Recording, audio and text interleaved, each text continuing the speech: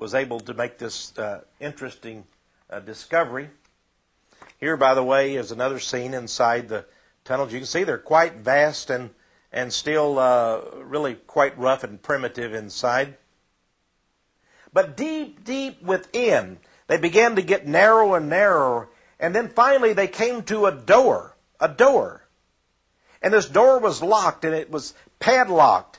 And my friend asked the guide, what is that inside there in that room? It was apparently a huge room or cavern inside.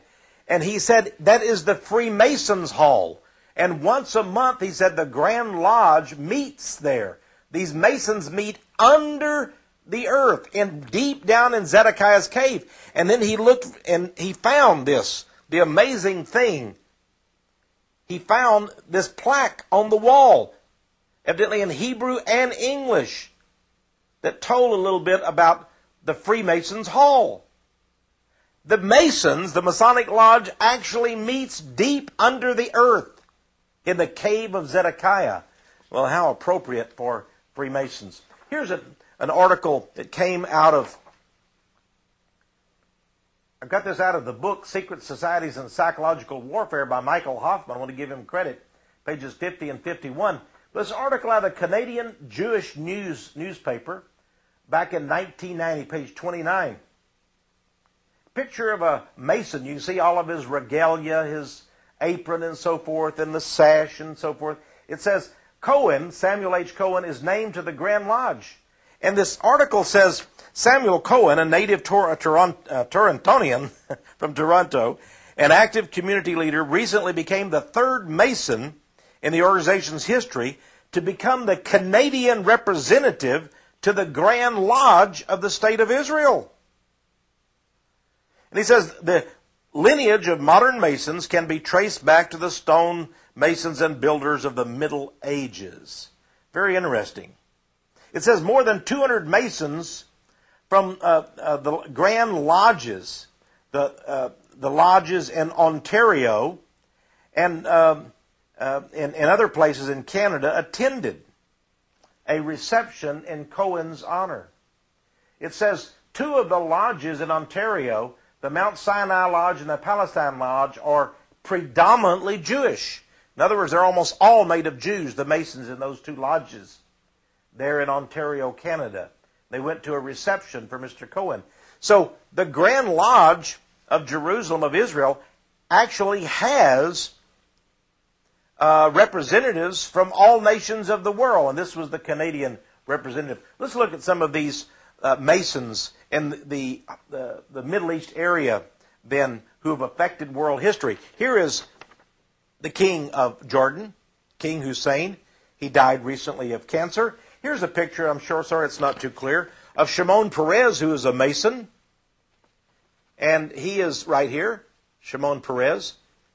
And on the other side, entirely, is King Hussein. Now, in the middle is King Hussein's son, the crown prince, Hassan. And recently, when the king died, the crown prince took over. Hey, if you want to need another Mason, I saw him on a TV program actually admit he was a Mason. And remember the Israeli publication that said this man, Benjamin Netanyahu, former prime minister, still one of the most powerful politicians in Israel, and he comes to the United States, speaks perfect English. He has a graduate master's degree, that is, from MIT University in Massachusetts. Here he is sitting in a outdoor restaurant in I believe it's Tel Aviv, I know it's in Israel, with his wife, and his bodyguards are all around him. He has admitted that he is in fact a Mason. Here's another picture from one of the American news magazines, I believe it's Newsweek, of Mr. Netanyahu.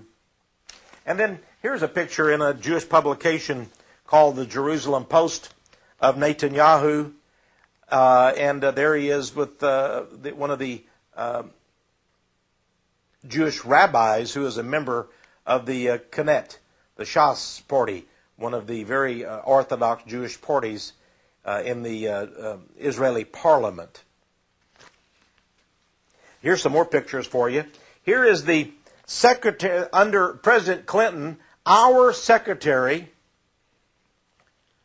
here's right here, our Secretary of Agriculture.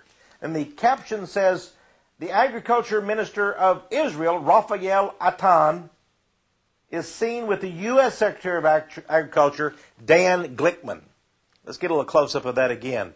Dan Glickman, who's the Secretary of Agriculture under Clinton, meeting with his counterpart, Mr. Atan. Now, Mr. Atan is a 33rd degree Mason, and as my book, Days of Hunger, Days of Chaos, proved, Glickman also is a 33rd degree Mason. And by the way, look at the handshake.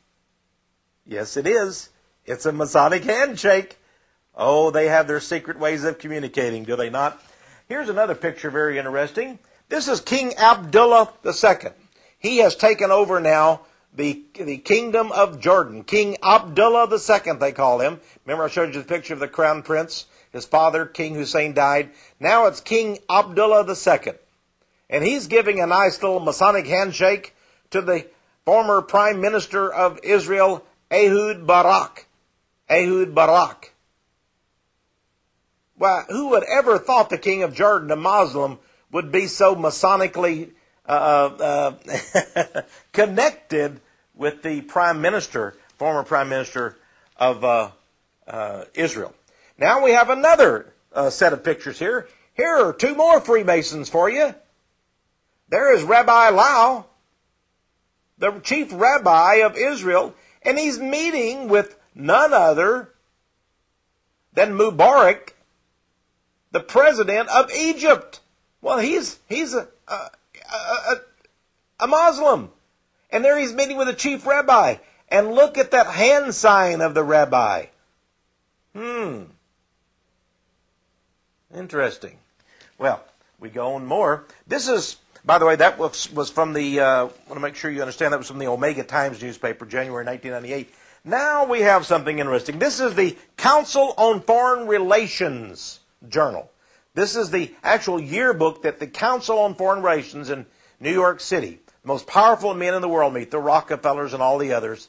They meet, including, most of the Bush administration are members of this, including Colin Powell, of course, is a member of the Council on Foreign Relations. Here is Shimon Peres, former Prime Minister, now Foreign Minister of the State of Israel, and he's giving a nice little Masonic handshake to one of the CFR officials. He was the speaker in New York at a meeting of the Council on Foreign Relations. Friends, it gets thicker and thicker, doesn't it? By the way, here is a picture. I can't really see. I don't want to stretch it at all. This is a picture in one of the Jerusalem Report of February 12th, 2001. We have a picture from some years ago of the President Anwar Sadat, who was assassinated. There he is here, of Egypt. He was assassinated. He's shaking hands with Ariel Sharon, who was the defense minister of Israel at the time. And right between them is the prime minister, former prime minister of Israel. His name was Shamir. Shamir. It's interesting that the name Shamir in Hebrew, I am told, means serpent, the serpent. Shimon Peres, the name Peres, by the way, was not his real name, but he adopted that name. It means black bird. It's sort of interesting, isn't it? Criminal Politics is a magazine that comes out once a month. My good friend, Dr. Lawrence Patterson, does a great job in many respects.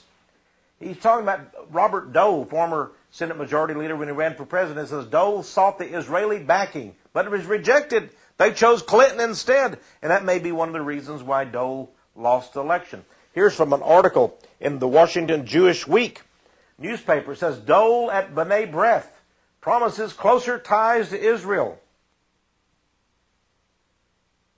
Nevertheless, they said, we're already getting everything we want from Bill Clinton. Why should we change horses in midstream? This is Jerusalem Post, October 31, 1996. Very interesting shot, is it not? This was at the a memorial service for the slain Prime Minister Yitzhak Rabin. His wife is right below the head there. Notice the U.S. flag, the Israeli flag And then you see, right over here, you see a gentleman that most of you know his name, Albert Gore, Vice President of the United States. On the other side of Leah Rabin, the widow, is the Rabbi